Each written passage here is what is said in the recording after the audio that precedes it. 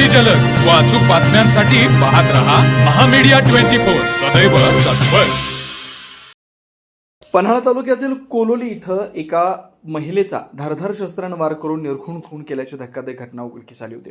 या प्रकरणाचा छडा लावण्यात कोल्हापूर स्थानिक गुन्हे अन्वेषण शाखेला यश आलंय.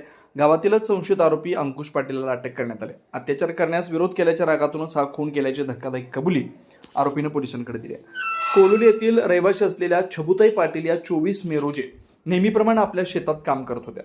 याच दरम्यान आरोपीनं त्यांच्यावर दबा धरून हल्ला केला. त्यांच्या डोक्यावर आणि हातावर धारदार शस्त्राने गंभीर वार करून त्यांची निर्घृण हत्या करण्यात आली. या घटनेमुळे संपूर्ण परिसरात खळबळ उडाली. या संवेदनशील गुन्ह्याचा तपास कोल्हापूर स्थानिक गुन्हे अन्वेषण शाखेनं अत्यंत वेगानं सुरू केला. तांत्रिक विश्लेषण आणि परिस्थितीजन्य पुराव्यांच्या आधारे पोलिसांना कोलोली गावातीलच अंकुश पाटील यांच्यावर संशय आला. पोलिसांनी तात्काळ त्याला ताब्यात घेऊन त्याची कसून चौकशी केली. पोलिसांच्या सखोल चौकशी दरम्यान आरोपी अंकुश पाटील यांनी आपला गुन्हा कबूल केला. घटना घडली त्या दिवशी त्याने छबुताई यांच्यावर अतिप्रसंग करण्याचा प्रयत्न केला होता.